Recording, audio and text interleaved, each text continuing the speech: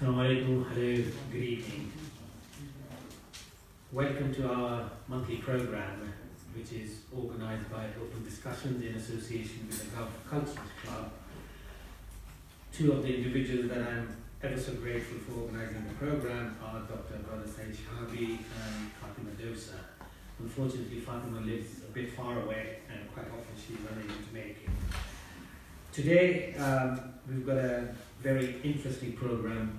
I suspect a lot of the people at College Green getting excited about the Brexit vote. Perhaps that's why we don't have many people here. But hopefully they'll join us. I'm sure there's lack of spirituality at the College Green this evening. So they may enjoy more fulfilling evening here. My name is Shabir Azri. I'll be hosting the program this evening. The program this evening is titled Resurrecting the Soul in a Secular Age.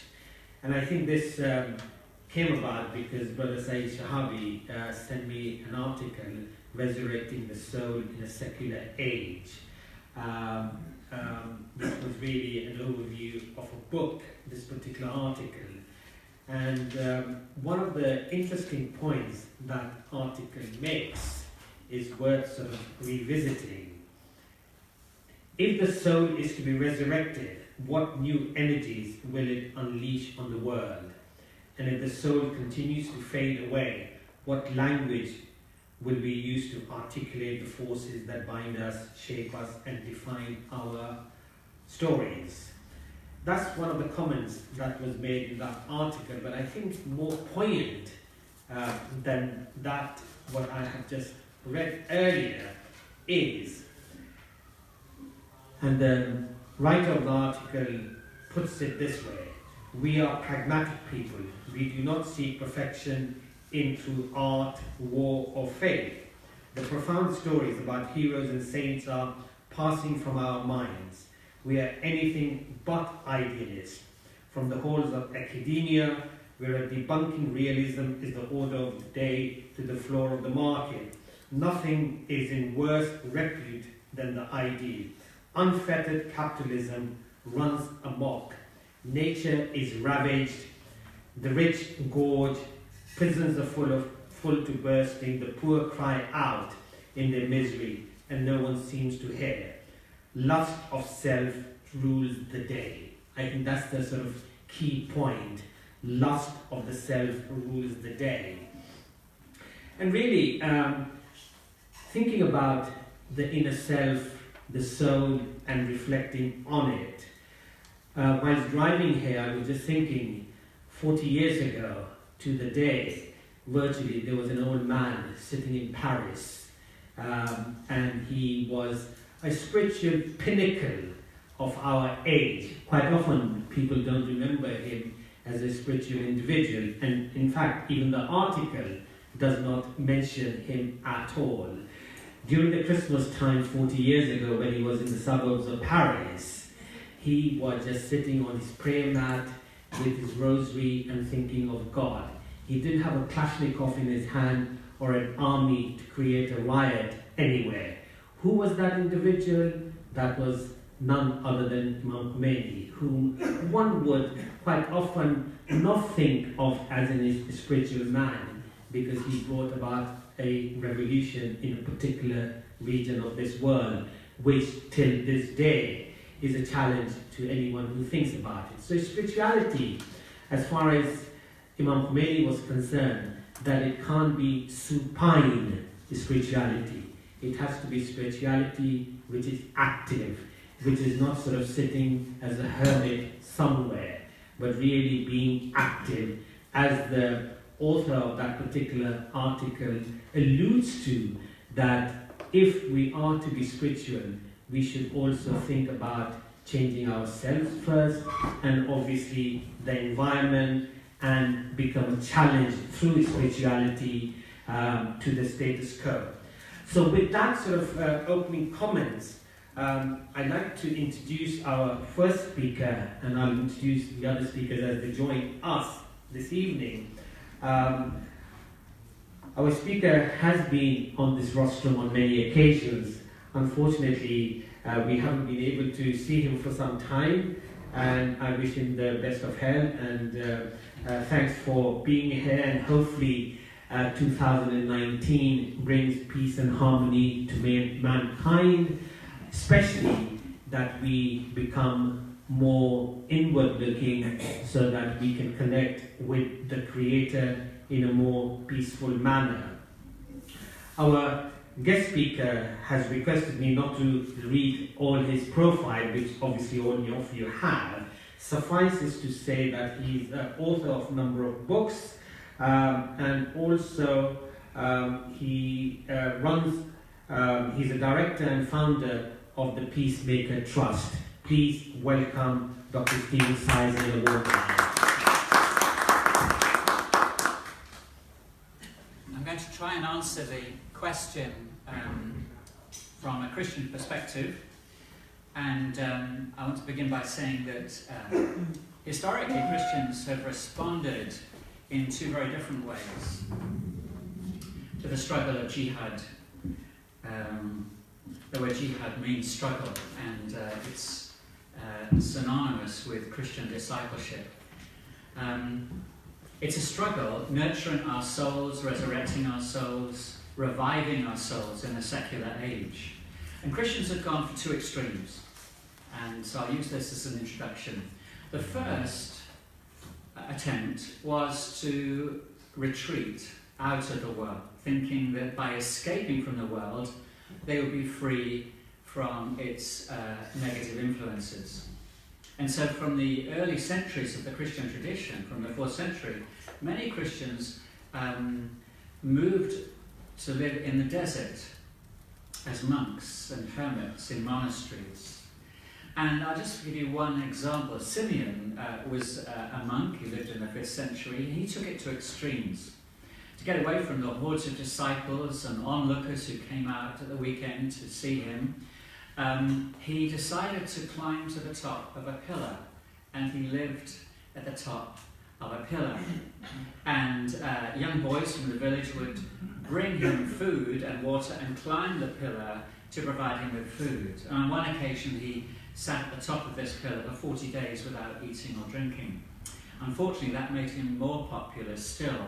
And so for the rest of his life, he moved from one pillar to another pillar, higher and higher pillars, to try and escape from the world. The problem is that we can never escape from temptation and sin, least of all by retreating from the world into the desert. Jesus himself was tempted by Satan in the desert, and his response to Satan was to use scripture to resist and defeat Satan. On one occasion he said, people should not live by bread alone, but by every word that comes from the mouth of God. So to gain victory over Satan, Jesus relied on God's word. Resurrecting the soul through asceticism alone doesn't work. The other extreme, which Christians were tempted to respond to, or is more popular, instead of asceticism, they went for hedonism. Hedonism, that is to, rather than deny the secular world, to embrace it and to satisfy their bodily appetites. So rather than risk temptation, they would embrace it, believing that their bodies might be contaminated, but their souls would remain pure. And the Christians in Greece, in Corinth in particular, happily embraced the secular, immoral lifestyles of the Greeks, thinking that they could get away with it because their bodies would die and their souls would go to heaven. Again, the apostles rejected and repudiated this notion. They said, for example, don't you know that your bodies are temples of the Holy Spirit whom you've received? You are not your own. You've been bought with a price. Therefore, honour God with your bodies. Well, today not many Christians would go that far, but in many ways Christians are functionally dualists. They worship God on Sundays and they worship money Monday to Saturday. Christians in church, pagans in the world. Now, the scriptures insist that this is inconsistent, that this is not the path of Christian discipleship. What we do with our bodies affects our souls, because what we believe affects how we behave. So how do we avoid these two extremes, asceticism and hedonism? Well, it's by recognizing that the soul, the struggle for the soul, the resurrection of the soul, is an internal dilemma, not an external one. Jesus on one occasion said that nothing outside a person can defile them. It's rather that which comes from within that defiles. From a person's heart come evil thoughts, immorality, theft, murder, adultery, greed, malice, deceit. All of these evils, said Jesus, come from inside. So that is our problem. Now, if the problem was my eyes, Jesus said you could gouge them out. If the problem was your hands leading you to sin, you could cut them off. But the problem isn't my eyes, it's not my hands, not my feet, it's my heart. And I can't do without my heart. The heart of the human problem is the problem of the human heart. And that's where we begin to discover how our souls may be resurrected from a Christian perspective. It in fact has nothing to do with ourselves, because only God can raise the dead. Only God can bring resurrection. From a Christian perspective, we experience resurrection through a walk with Jesus, a relationship with Jesus. On one occasion, Jesus prayed a prayer. He said, "My prayer is not that you take my disciples out of the world, but that you protect them from the evil one. As you sent me into the world, I have sent them into the world." So in this prayer, Jesus explains his deep longing for his followers, that they be in the world, in the secular world, but not of the secular world. In, but not of. Well, how do we achieve this? How do we remain in the world as light, influencing the world for good, without becoming absorbed by the secular world in which we live? Well, the Christian scriptures insist that Christianity is not a religion. It's a relationship. The word religio, where we get the English word religion, it's a Latin word, and it simply means rules.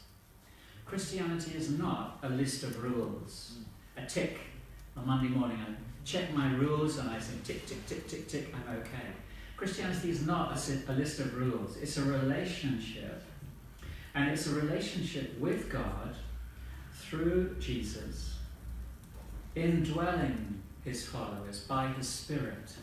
And so the whole notion of resurrection is something that only God can bring about as we cooperate with him. I'll just give you one example from one of the letters in the New Testament. The apostles say, walk by the Spirit, and you will not gratify the desires of the flesh. If you are led by the Spirit, the fruit of the Spirit is love, joy, peace, patience, kindness, goodness, faithfulness, gentleness, self-control. He's saying that as we cooperate with God, as we walk with him, as we reflect upon him, as we pray, as we read his word, he enables us to demonstrate his character and those qualities. Now, the Bible uses three very simple analogies, which I hope you will remember from tonight, that are everyday analogies that help us get our minds around how we can cooperate with God in resurrecting ourselves. And the first one's not popular. It's called exercise. Exercise. The second is our clothing, and the third is our diet. Let me just take you through each of those one at a time. Clothing, exercise, clothing, and diet. Christmas is usually the time when we make our New Year resolutions. We perhaps eat too much over Christmas and this time of year, and we decide we're going to start running, we're going to join the gym, we're going to go on a diet. And unfortunately, many of our new resolutions are short-lived. You've probably forgotten the ones you may have made. And that's because we overestimate what we can achieve by trying, and we underestimate what we can achieve by training. We try, and we fail, and we give up. But if we see it as a training exercise, we become fitter and healthier spiritually. And so the New Testament says, basically, the Christian life, the spiritual life, is like joining a gym. The scriptures say, train yourself to be godly. For physical training is of some value, but godliness has value for all things. So we should see the path of spirituality as a journey and exercise. It's a discipline of whether you feel like it or not, getting up in the morning and going for the run, going to the gym. The second analogy the Bible uses is about clothing. At night when we get home, we will take up our clothes. Some of our clothes will go in the bin to be washed. Some might be recycled tomorrow. We might wear them again. But tomorrow we'll put on some clean clothes. And the Bible uses this same analogy to describe the process of spirituality. The Bible says, since you have taken off your old self with its practices and have put on the new self, which is being renewed in knowledge of the image of the Creator.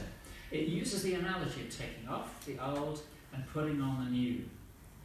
And so it's like exercise, but it's also like the way in which we change our clothing. We take the dirty clothes off and put the new ones on a daily basis. Through prayer, through reading of Scripture, we ask God to guide us and lead us afresh. And the third analogy which the Bible uses is our diet. Scientists say we are what we eat. And that's true physically, but it's also true spiritually. What we feed ourselves with spiritually affects our souls. If we spend, I used to say that anything on television after 9 o'clock is not worth watching. Anything after 9 o'clock which is not suitable for children is not suitable for adults. It usually, the longer you stay up at night, the worse you feel, isn't it? It's true. And so diet, spiritual diet, is something we need to think about.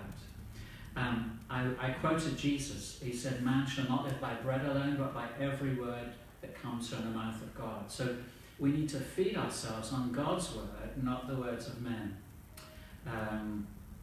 Another beautiful analogy which the scriptures use is this: like newborn babies crave pure spiritual milk.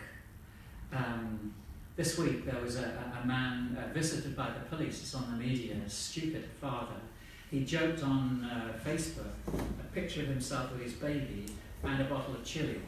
And he suggested that he'd fed the chili to his child.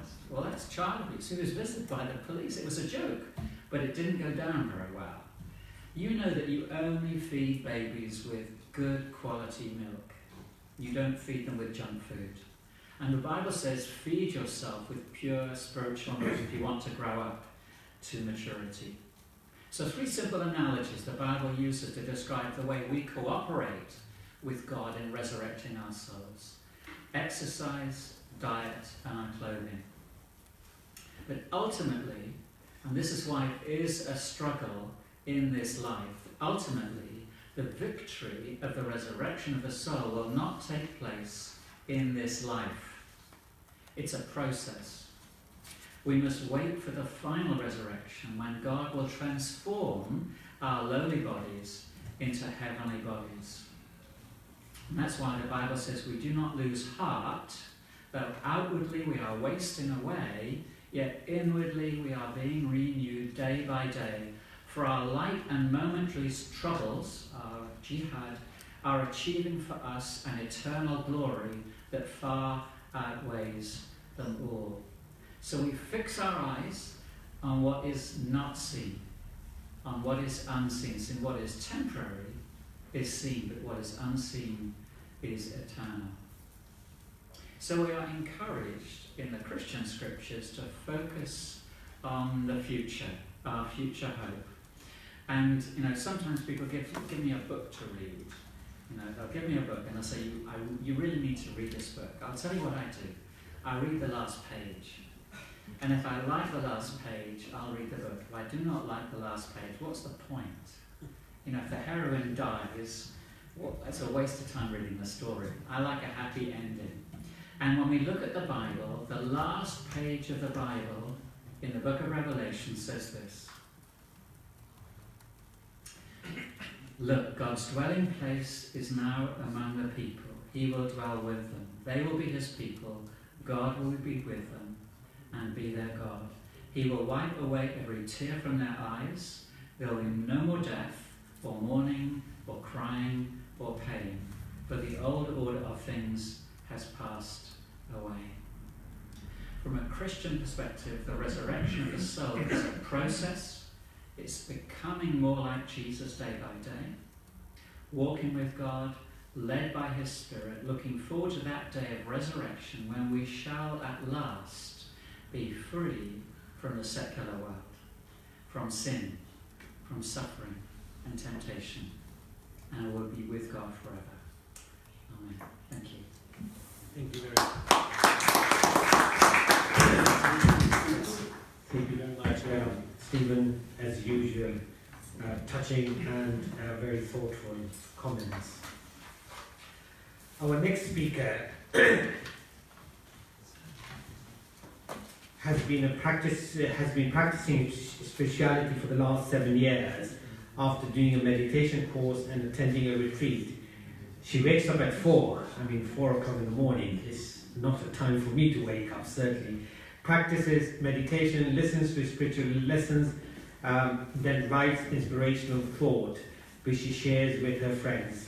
These thoughts are her soul journey to develop her spirituality. When her mum passed away 18 months ago, she published her first book in memory of her. Last month, she wrote a story of 1,000 Ripple Effects, which consists of 4 books with different topics to help children between the ages of 14 to 21-year-old. Ripple Effects books has 4 volumes consisting of 1,000 stories altogether. She delivers talks to elderly in residential homes or individuals about spirituality. Ranjan's motto is to take everyone on board on a journey to share her experience. Please welcome Ranjan Parma.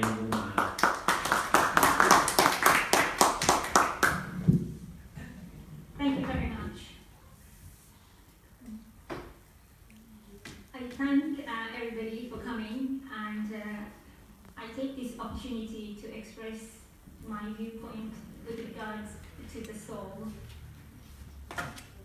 Let there be light, and more light.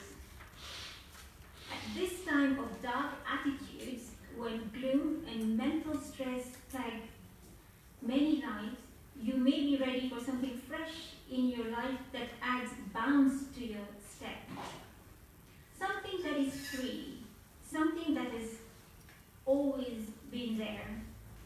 Some call it soul, a powerful sense of self drawn from a wellspring inside our mind and body that makes each new day worth a cheerful hello.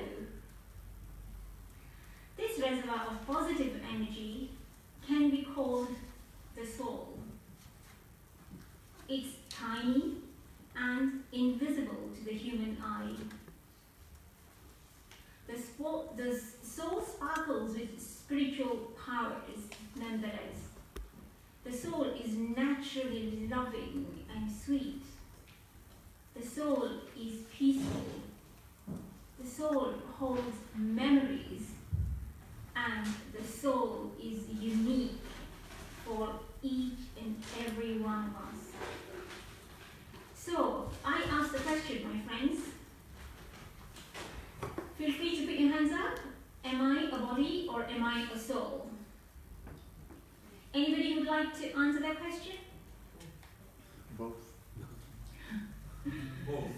Okay. It depends. It depends? What do you think it depends on? If you are thinking only about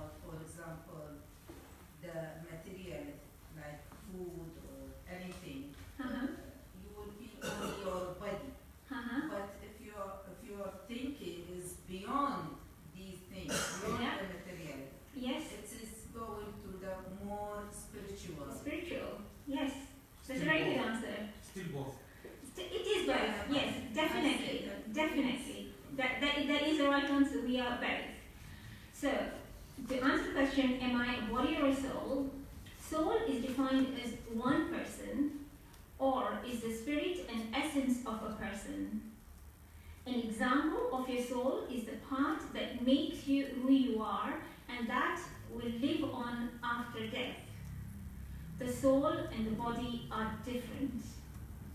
The body is transient and perishable, but the soul is eternal and indestructible. The soul wears the body like a cloth and discards it at the time of death. Body is defined as your outer shell, which is all your physical parts, including your head, arms, and legs. This body, being a physical level, can be beautified and perfected by wearing makeup, wearing different clothes, and even shoes, trimming it down and slimming it, and many, many other things. The soul, being a mental level, carries its natural beauty of love, peace, and harmony. When I lose the consciousness of this natural beauty and begin to think in the opposite direction, creating irritation, anger, stress, etc., means I'm feeding myself a lot of garbage. So, realization and being conscious of this difference leads me to live a happy and fulfilled life. We take the example of a personality. Personality is non-physical. The real you is spirit. Your body is not you. It belongs to you. But it is not who you are. I'll give an example. A heart transplant recipient who receives a donated organ does not take on the donor's character. The amputee remains the same person they always were after the limb has gone. So meditation can reopen an awareness of this inner energy. This soul energy keeps us going for centuries. From time to time, people comment that a newborn baby looks like an old soul. Reflecting on this comment, perhaps many of us have been on this planet living as human beings for a long time, and how long the planet works and what threatens it. Such people care deeply. Since each soul has its own history and identity, the study of the soul is a personal one. Caring for ourselves. Caring for ourselves includes spending time each day to recharge our energy reserves with meditation. Meditation links us to a source of power beyond ourselves.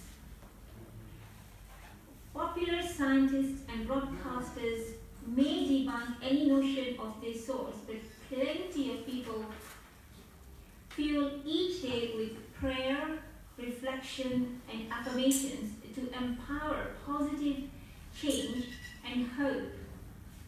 So the choice is ours to practice or not to practice. Here I would just like to ask, is there anybody who does meditation at all? Yes? And how do you find meditation? I find it takes me to another place, a peaceful place that doesn't change. Yes. And do you enjoy that? Yeah. It is a good feeling. Anybody else who would like to share the experience of meditation? Depends what you mean by meditation. Meditation. What is meditation? It's being in the soul's consciousness stage, and then you connect to the highest source, the highest power that you believe in. But most of the Muslims here spend at least half an hour a day praying. Praying. So that's Yes. meditation. Yeah. Sorry. Well, yeah, I meditate as well Mhm. for about 20, 25 years. It's Yeah. contemplative. It's a form of being very present to what is. Yes. And in that stillness and silence, you hear the inner voice. Yes. And the inner voice is that of the soul. Yeah. That's right. That's not to say that the state prayer doesn't have a place in it as well.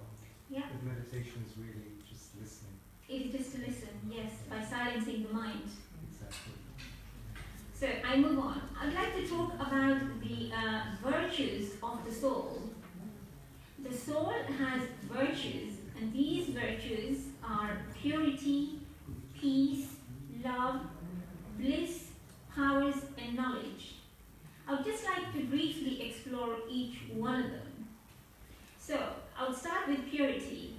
Purity is the first virtue and the mother of peace and happiness. Meaning of purity is not just of the physical body. In fact, true meaning is to have purity in our mind, words, and actions. We generally consider the holiness as that of body. A person is saint only if his thoughts are also pure. Thoughts are creation of our mind. So if thoughts are pure, the words we speak will also be meaningful. The second virtue is peace. Peace is a garland of your neck. Every human being urges for peace in life. But from where we get peace? From where do we get peace? In actuality, peace is the natural stage of soul. Think this, what if you have no burden, no question, and no wasteful thought going in your mind? There is this stillness, and in that everything is clear. This is peace. This is the natural stage of soul, and for it to happen with our mind, we need to guide our thoughts towards right direction. This is training of mind, which is meditation. The third virtue of the soul I would like to touch on is love.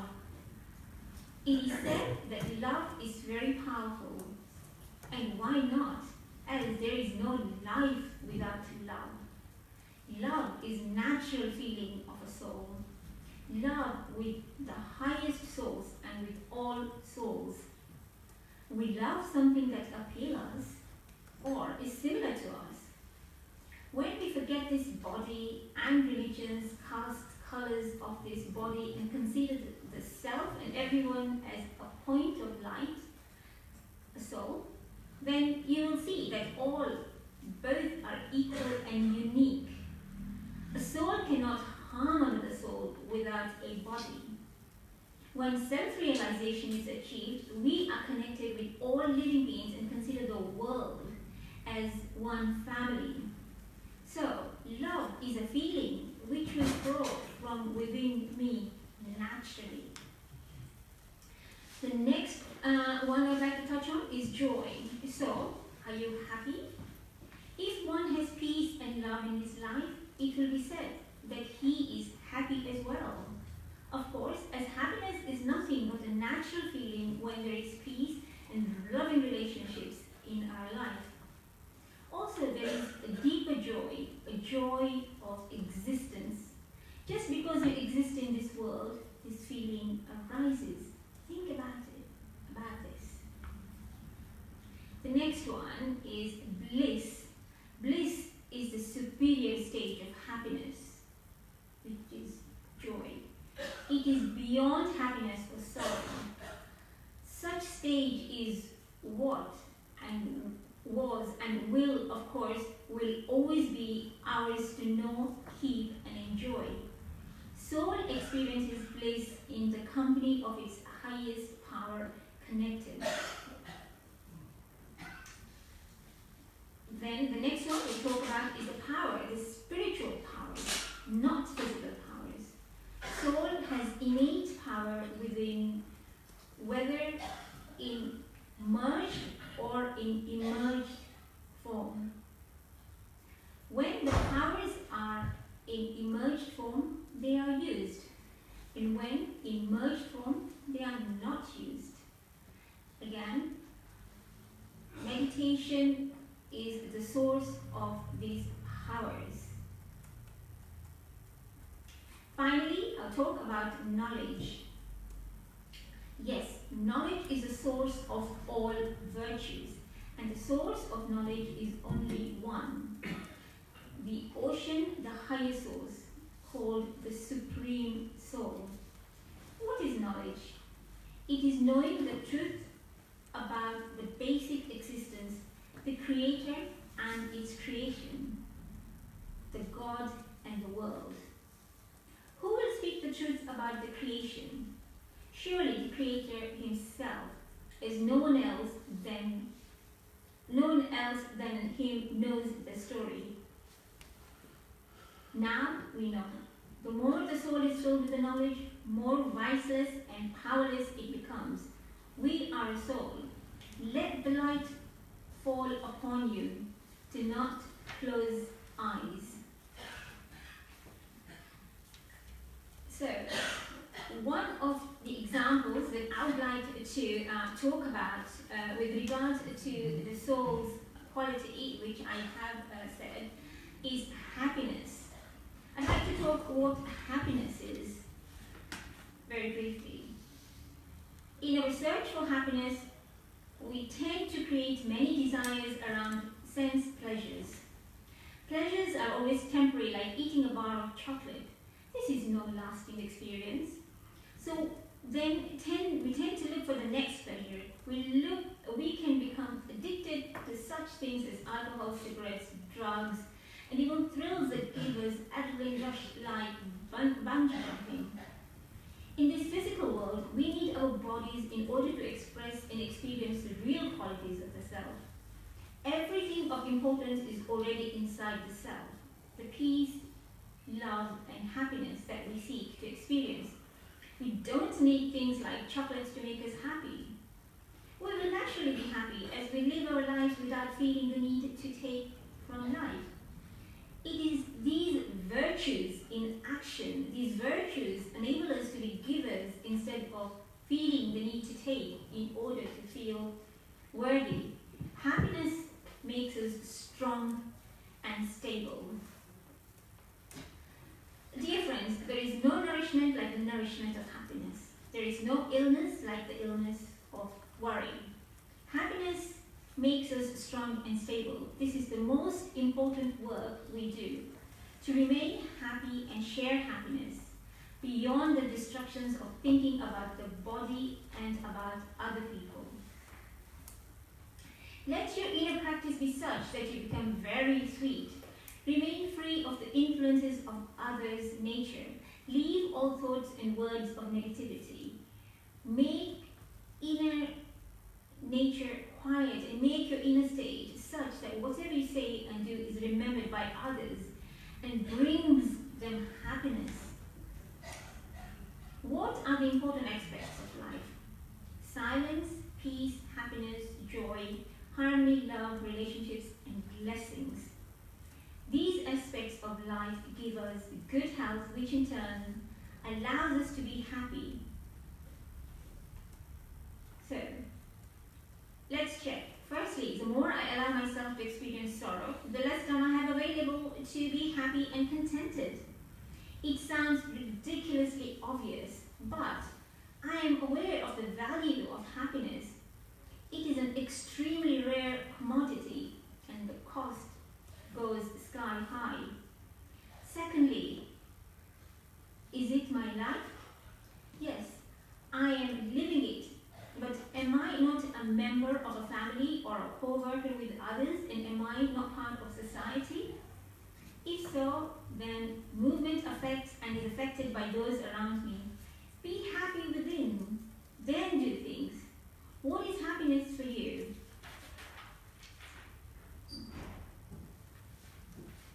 We seek it here, we seek it there. Every human being seeks happiness. The search for happiness consumes our lives, though we may not be aware that happiness is what we seek. Sadly, many of us continually postpone our happiness indefinitely.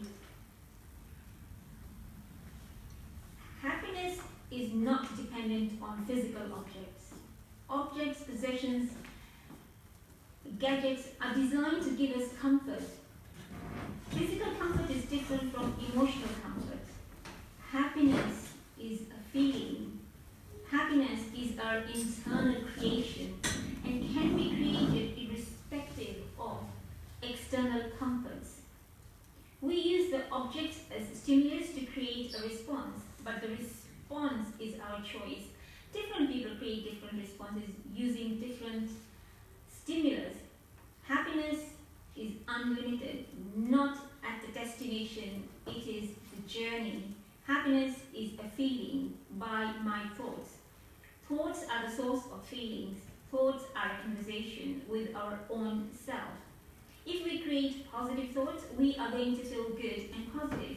If we are experiencing pain, we need to check and change the quality of our thoughts. The thoughts that we create are followed by feelings depending on our feelings about a person or a situation. It will depend on our attitude towards them. As will be the attitude, so will be the action. Any action done repeatedly becomes our habit. All our habits put together become our personality.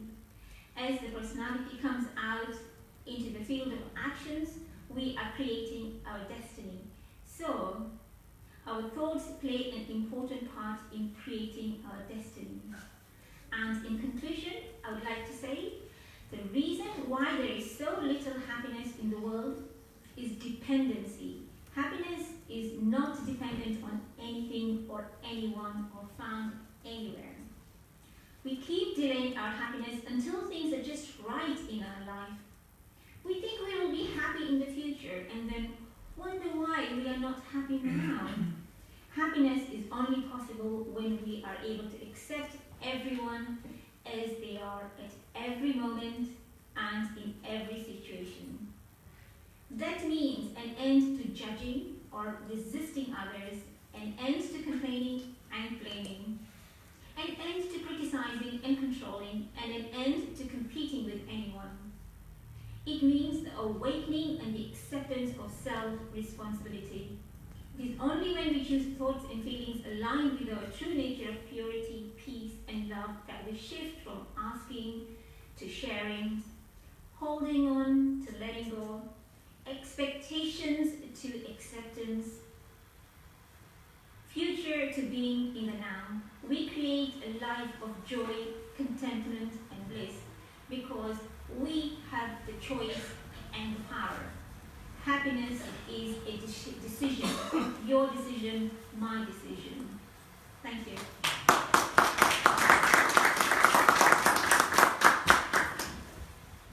Thank you very much.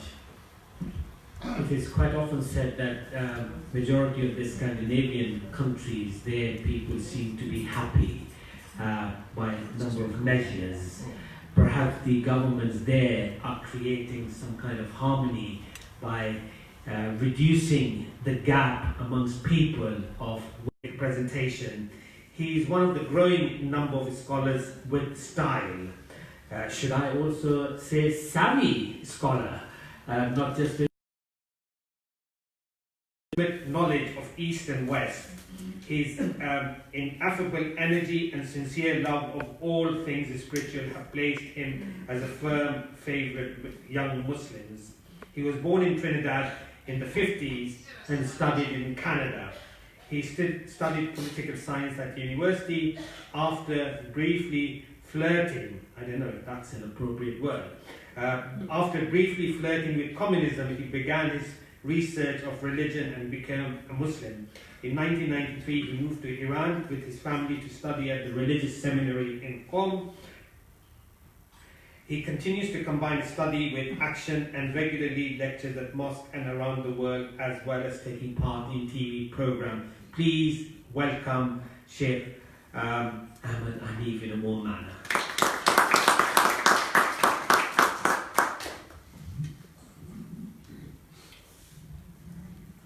Thank you for all of that. I was wondering when you were going to stop. I could have gone on for 5 minutes, but really, I mean, that would have taken your time, so please. بسم الله الرحمن الرحيم الحمد لله رب العالمين والصلاة والسلام على رسوله وحبيبه أبي القاسم المصطفى محمد اللهم صل على محمد وعلى وعلى أهل بيته الطيبين الطاهرين المعصومين. Assalamu alaikum wa rahmatullahi wa barakatuh. And to my Christian brothers and sisters here, peace be upon you all. And Happy New Year for all of you all. I think this subject is a very timely one, resurrecting the soul in a soulless age.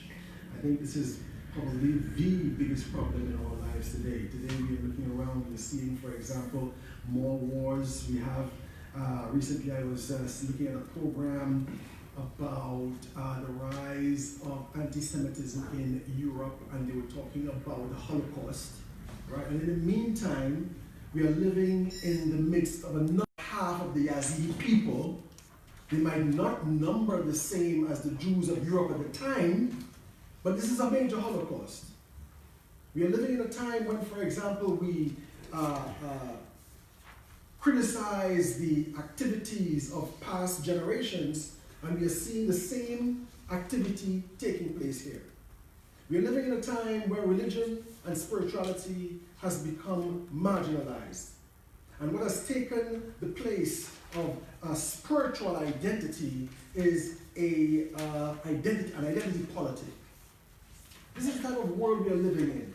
And the question really is really a crucial question as to how do we regain our spirituality? How do we enliven our souls? And not just how do we enliven our souls, but how do we enliven our souls of our children, our good friends, our family, our neighborhood, and so forth and so on. So I'd like to shed some ideas on this, and also to look at it from, or contribute, I would rather say, from the Islamic perspective with respect to this particular state of affairs that we are living in. First of all, from an Islamic point of view, the cosmos, or Islamic cosmology, or how we would call it, the arrangement of existence, is one that is divided into basically three parts. There are many of them, different parts, but there are three parts for our discussion here. The life of the world, the life in this world, the physical life, is considered to be the life where form, shape, appearance of something, and substance, meaning the germ, the substance that the thing is made up of, both form and substance exist. For example, the substance of this might be metal, the form is in the shape of a microphone. This is the level of the world we live in here. Okay, they're both form and substance combined. And form and substance can be quite, how shall I say, subtle, like wind, for example. Wind is a form and substance. Okay? You cannot see it directly, but you can see its effect in, for example, let's say a cloud chamber or so. Then higher than this is what we call the imaginal realm, or the barzakhi realm. The imaginal realm is the realm of form without substance. So, for example, a good example of the imaginal realm is the mind or a dream. When you dream a tree, when you dream a fire, the tree doesn't bust out the top of your head because it's a tree and your head is a head. And you dream of a fire, it doesn't burn your brain. But it's a real tree and a real fire in terms of the quiddity of that fire and that tree that is in the mind. This is the realm of form without substance. And this is the realm of the soul. And then higher than this, we have the realm of formlessness and substancelessness, if I can create a word. And this is the realm of the angelic creatures, who can assume form when appearing to man, but are not form. They are lights. The soul is of the formless kind. And from the Islamic philosophical and theological perspective, we are all born with a soul. And this soul begins at different phases of its trajectory, because we know that there are different types of souls. Souls are things like anima in Greek, in Greek philosophy, anima meaning soul. Souls are the things that animate things. In other words, the source of life of something, the giver of the life of something. So we have the vegetative soul that characterizes the souls of plants and trees and so forth. That is a kind of a soul that is basically grounded in this world. When that tree or that plant dies, that soul also dies with it. That soul is also an intelligent type of a soul. We have, for example, in the time of the Holy Prophet Muhammad, peace and blessings of Allah be upon him, that trees, for example, one of his miracles would be that trees and plants and so forth will give salams to the Holy Prophet sallallahu alaihi wasallam when he is passing away, passing them. So we know that, for example, these things have souls, have a spirit in them. Allah subhanahu wa ta'ala says in the Holy Quran, everything praises God, but we do not know their language.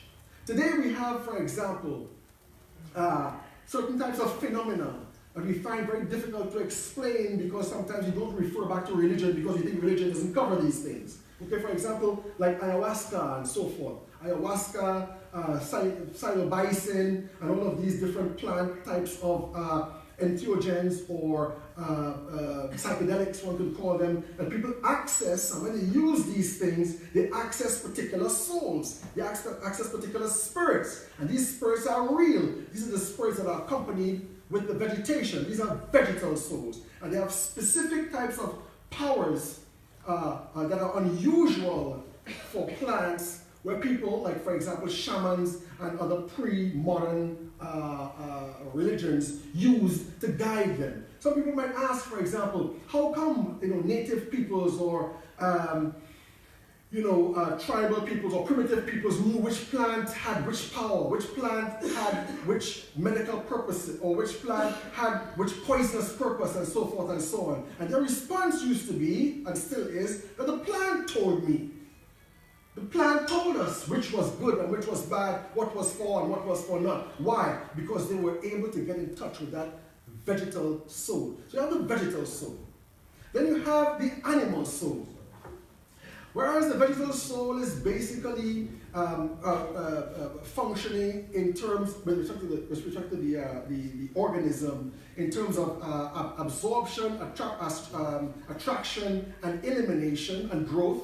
This is the vegetal soul. The animal soul is characterized by movement to fulfill its needs, and also by a certain level of psychic nature to be able to be impelled towards that need by desire, and so forth and so on. So this is the animal soul. The animal soul, for example, is differentiated between male and female and so forth. All right? It's nutrients. It's the things that it needs to live are outside of itself, and it has to move towards this. And so the animal has muscles and brains and so forth, and sensory organs and so forth to be able to pick it up. The angelic soul is the intellect.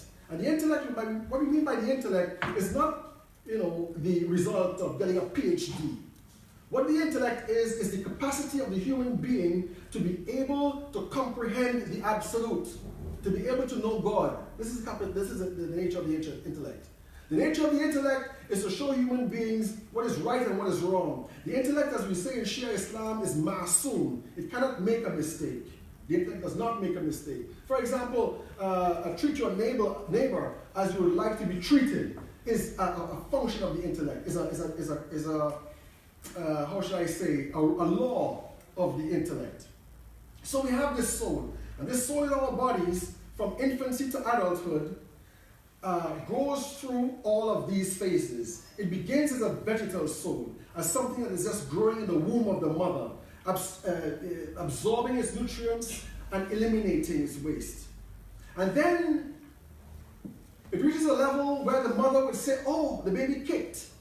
This is when the baby now is influenced with the animal soul. The vegetal soul is still there, but now it has moved a little higher than that into the animal soul. And then when that baby is ready to come into this world, in other words, when it's ready to come into this world intellectually, for its intellectual development, for its growth as an independent human being. This is when it comes into the world. And from that point, you see that baby's eyes is looking around, is comprehending, is learning every single second. Until that baby reaches a point, inshallah, when it can be able to distinguish between right and wrong based upon its maturity. Now, at that level, we have an influence upon that soul. Our actions, our behavior, our habits, as this lady said, all of these things influence the form of our souls. And a point can be reached where our souls inwardly appear as human as it corresponds to our outward appearance. And indeed, the beauty of the soul becomes reflected outwardly in the human body, regardless of what that body is, how, paralyzed it might be or not, that beauty of that soul shines out through that body. When we die, that soul disengages with our body. We cannot say that soul is in the body because the soul is immaterial. And the idea of an immaterial thing being contained by a material thing is a contradiction. The soul does not reside in the body. That is a metaphor. The soul is focused on the body. It began in the body. It began with the body. But its potential is to go beyond the body. There is a kind of a confusion between spirit and soul. It is because the spirit, the human spirit by nature, always is associated with the body. The human spirit is never disassociated with the body. In the akhirah, on the day of judgment, in heaven or in hell, we do have physical bodies. But these bodies are not the same bodies that we have in this earth. They are an evolved body. As the Buddhists might say, it's a diamond body. It's a different body. So the spirit always is associated with the body. When the soul leaves the body before the day of resurrection, it enters a realm that is called the barzakh, and this is a world of form without substance. This is a form world, not a substance world. And this is where we see the soul in itself, and the ability of the soul to see angels and to be able to recognize higher realities and so forth. That soul that leaves that body, however, it leaves that body in a form that we have given birth to. It leaves that body in a form that we have given to it. If we do ill, if we do evil, if we think bad thoughts about people and so forth, that soul will not be resurrected, or will not be, appear in the barzakh and in the resurrection as a human being. It will appear as some kind of animal. It might appear monstrous. It might appear something horrible. For example, there are some narrations where it says the arrogant people on the day of resurrection will be resurrected as little ants, some small things that people, when they're rushing towards the meeting with God, they kick them around, they don't even see them, for example. Okay? These are metaphors, of course, but it tells us exactly how you are resurrected, how you were inwardly. In this world, inwardly, we might not be human beings, but outwardly, we might be. The purity of a soul, I think has been indicated here, has a very important role to play in how we perceive the world, how we interact with people, and so forth and so on. And it is that type of pure soul, I believe, is important for the resurrection of a soul in a soulless universe. It is that type of soul that is in contact, because your soul has to be pure enough to be able to be in contact with higher realities, that is responsible for positively influencing people in the world. And for that soul to be like this, it can take place on one of two levels, both of which are not mutually exclusive. On one level, it is the practice of goodness, simple goodness, and trying to perfect that goodness in yourself. And after a while, you become the epitome of goodness that people will see in you and respect and always take recourse to when the world seems very dismal to them.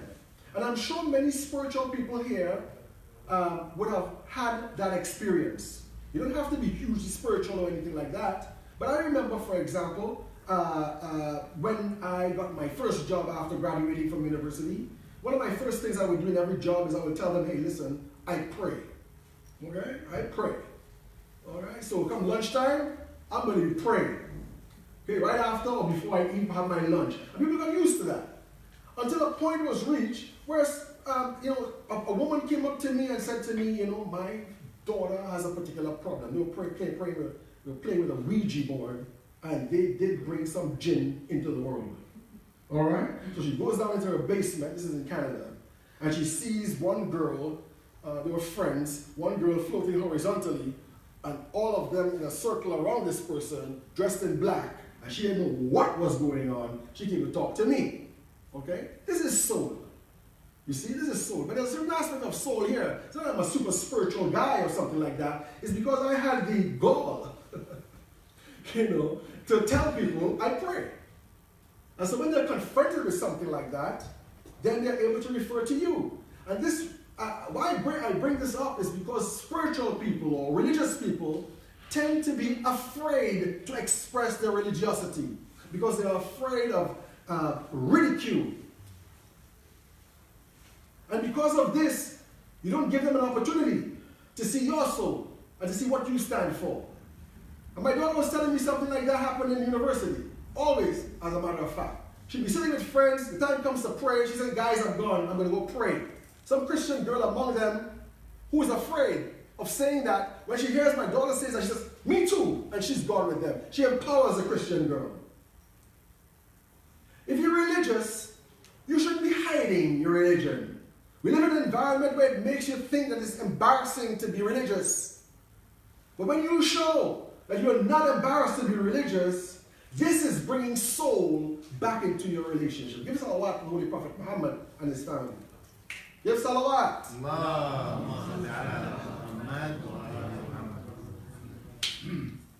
just want to touch on the enemies of spirituality. Because if you want to talk about soullessness and re-engaging spirituality, we need to talk about the enemies of spirituality. The enemies of spirituality are, the contemporary enemies of spirituality are what I would call the new religions. The new religions. There are standard, well-known, established religions. We know them all. And then we have new ones like Scientology, like New Ageism, which tends to fudge and take a little this and that from everybody and mix that up with a little bit of Satanism and occult, and you got a new mishmash coming into the world. We have these things, these types of ideology. Ideology is a pseudo-religion. When we look at these phenomena in society where people, for example, use these particular phenomena to measure themselves against, that thing that you measure yourself against, that is your God. You know when we say, La ilaha illallah Muhammad Rasulullah, when we say there's no God but Allah, what do we mean by that no God, that small g God? Do you think we mean always some graven image that we bow down to, made of wood or of stone? No. Your God is what gives your life and your existence value. If you think that money is going to make you happy, and money is going to make everything go well in the world, money is your God. If you think the same about sex, if you think the same about the other gender, if you think so about anything, that the loss of that thing would make you lose your purpose for existence, that is your God. And we have to know what do we mean by the ideologies, the idols of the modern world. And so ideologies tend to encompass this. Ideologies are the religion, if one can say, that move around that particular central idea of the point of reference. So to create a soulless world, therefore, it requires also confrontation with many of these types of idols that people worship. Finally, I'd like to say the most important aspect of creating a soulless world, as I hinted before, is with the individual. And the individual, to be full of soul, to be spiritual, needs to connect with the highest principle of existence, which is God. You cannot have spirituality without God. You can't. It's impossible. And the means of relating to God is through prayer. The Holy Prophet ﷺ said that prayer is the mi'raj of the mu'min. The mi'raj, meaning the upward ascent to heaven of the believer. Many of us believers do not really understand the gravity of this. And if you want to get higher, to traverse the higher worlds, to traverse the higher worlds, to see all of these worlds, to see the angels, to pass over hell, to pass through heaven, you need to pay more attention to prayer. And this is not just us. This is something that is fundamental in all religions. We need to be able to establish prayer and to see that prayer as steps towards a real higher realization. The day we reach that point, that is the day we are able to reflect our soul to others. Thank you very much. Thank you very much, Brother Sheikh Hanif. Very kind. I'll open the floor. We've got about 15 minutes for Q&A. So if we can have rapid fire, then I'll take the questions, please. I've got Brother Adil first, and then Lady, and then Rizwan. Please, Brother Adil. You were first, so I'll give it up. You normally leave it to the last, so you raise your hand first today. Okay. So. Have you got a mic there? No, it's okay. I'm quite loud enough. They're recording. Okay.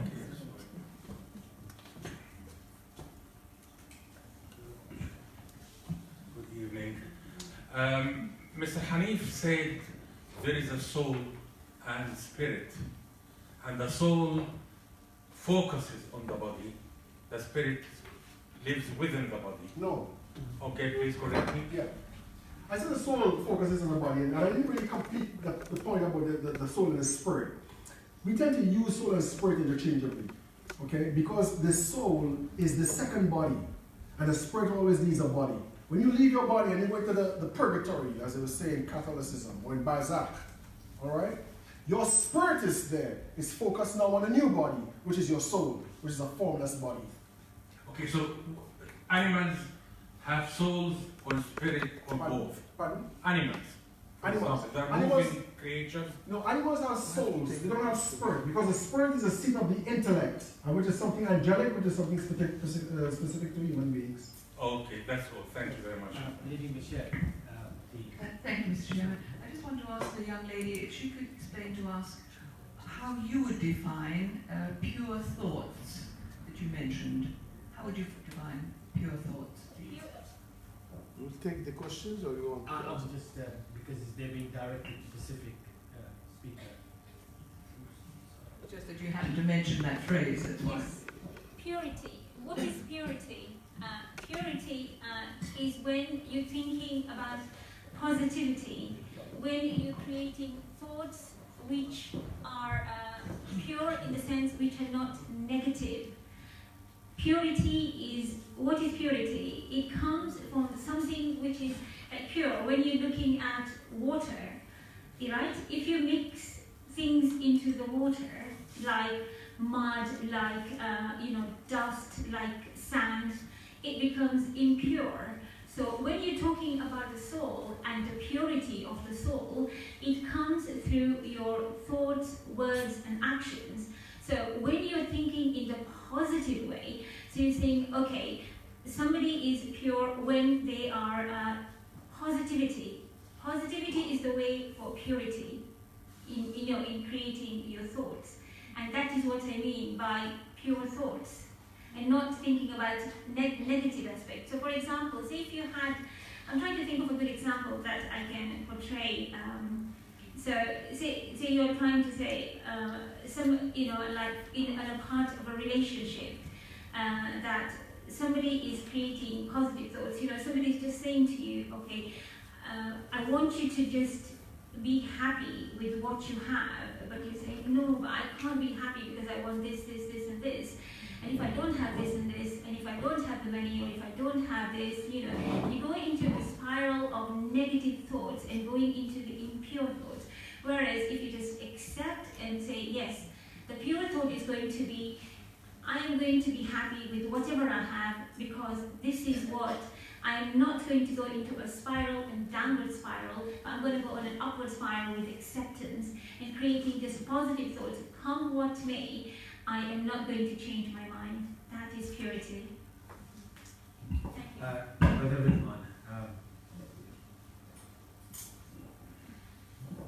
Thank you. A couple of short questions. First one is for Ranjan. As far as I'm aware, Bhutan is the only country that instead of using GDP, by which it distinguishes itself, it uses GNH, the gross national happiness.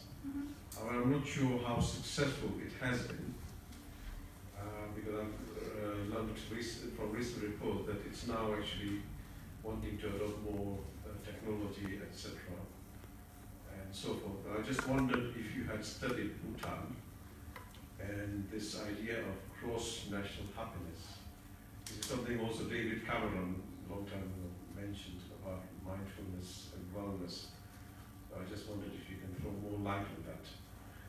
And second question for the two of the gentlemen, I think, Stephen and Ahmed, is surely the resurrection of the soul in the secular age probably happens through social activism, social political activism. That's how the soul is surely resurrected, in our participation in various campaigns, such as many people are campaigning against the Zionism and apartheid regime in Israel, or through campaigns against injustices in our society, homeless people, and so forth. So surely the soul is actually resurrected in a social political sphere. So I just want you to reflect on that. Any other question? Yeah, in the front, say it. Thank you all for your comments. First of all, what causes the soul to be extinguished? What extinguishes the soul? The positive soul, the soul that makes us good people. This is number one. And those in today's world, it is a secular age, but what about those who wage wars, who torture people, who are despots, who earn these multi-billion dollars wealth? Do they have souls?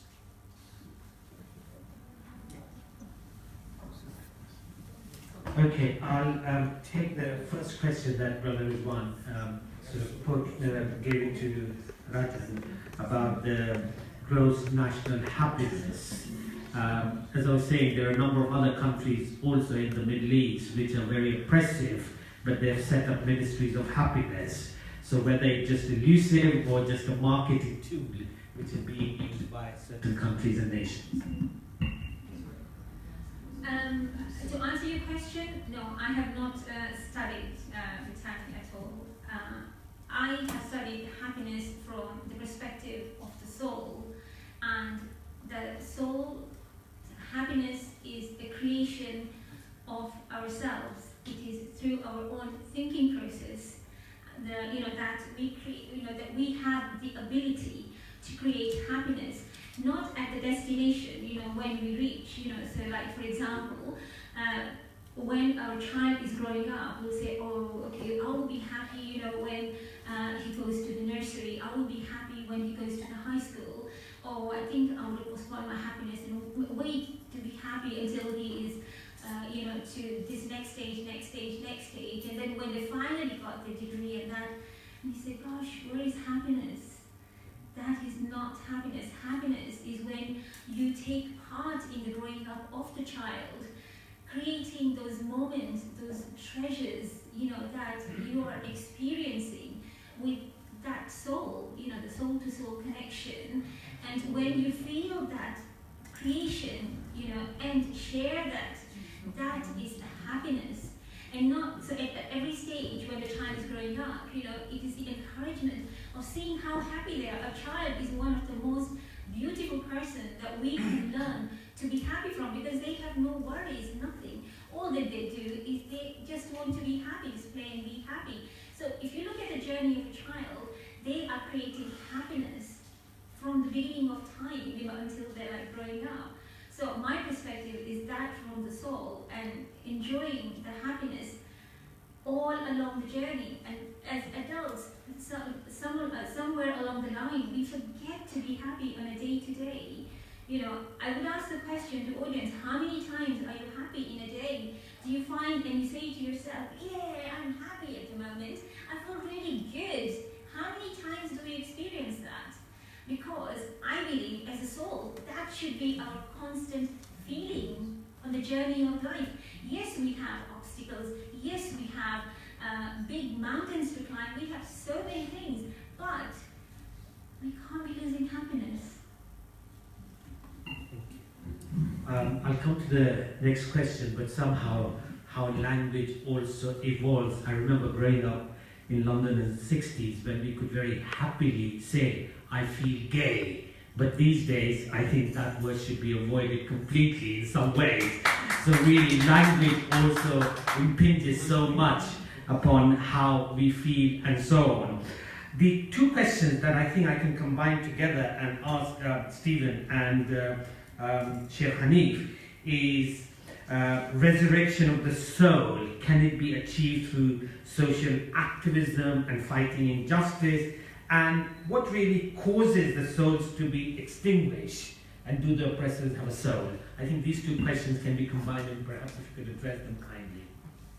Shall I go first? Yes, please. The first question, it really depends what we mean by resurrection.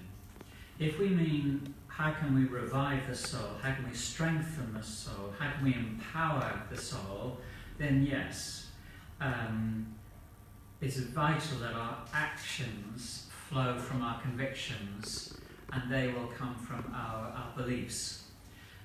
The Bible, the New Testament says faith without works is dead. Somebody says, I believe in God, and it's not visible in the way that they care for the poor, for the vulnerable, speak out for the abused, stand up against injustice, then people rightly say, well, he's no different to an unbeliever. So if we mean by resurrection the demonstration of faith, then it's vital.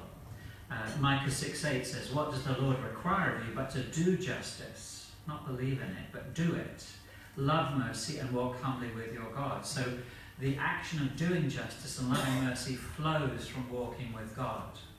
It's an ancient principle. So yes, I'm with you in terms of social action, but our social action and convictions have to be based on God-given values and priorities. The Ten Commandments, for example, teach us what God expects of us to do in the world. Second question about destroying the soul. I think there's two dimensions. One is humanly we can destroy our souls by resisting the work of God in our lives. You know that the skin on the inside of your hand is less sensitive than the skin on the outside of your hand. If you're cooking and you drop some oil on this side, it's not as painful as it is on that side. And that's because we have seared the skin. The skin is hardened by use. If you go about with feet without wearing shoes, the skin gets thick and you're not so sensitive to pain. Well, we can destroy our souls by resisting the convicting work of God, and we become thick-skinned. But in terms of destroying the soul, only God can do that. One passage, Jesus says, don't fear the person who can destroy your body, but fear the person who can destroy your body and soul in hell. So that's why we should always fear God more than fear what others can do to us. Shall I repeat the question, or okay, thank you. I don't have much more to add to what Dr. Sizer says. I am very much in agreement with it. I think that, again, the idea of resurrection of the soul, again, is something metaphorical. It's not literal, you know, meaning, I think we mean about reviving people's spiritual awareness and people's empathy and so forth in the world. You know, this is what we're talking about. And I think